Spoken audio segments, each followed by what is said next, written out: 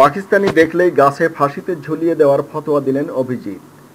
বলিউডের এই বিতর্কিত গায়ক এর আগেও অতীতে নানা বিতর্কিত কথা বলার জন্য শিরোনামে এসেছেন।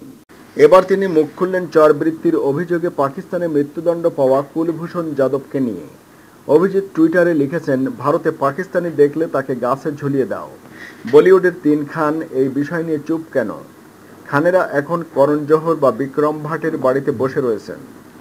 অন্যদিকে ভারতের কেন্দ্রীয় পররাষ্ট্রমন্ত্রী সুষমা স্বরাজ বলেছেন, গুপ্তচর সন্দেহে কুলভূষণ যাদবকে ফাঁসি দিলে চরম ফল ভোগ করতে হবে পাকিস্তানকে। মৃত্যুদণ্ড বাস্তবায়িত হলে দ্বিপাক্ষিক সম্পর্কের ক্ষেত্রে তা গভীর প্রভাব ফেলবে। দেশটির সংসদে দাঁড়িয়ে এই ভাষাতেই ইসলামাবাদকে হুঁশিয়ারি দিলেন তিনি। উল্লেখ্য, সোমবার গুপ্তচর বৃত্তির অভিযোগে প্রাক্তন ভারতীয় নেভি অফিসার কুলভূষণ যাদবকে ফাঁসির নির্দেশ দেয় পাকিস্তানের একটি সামরিক আদালত।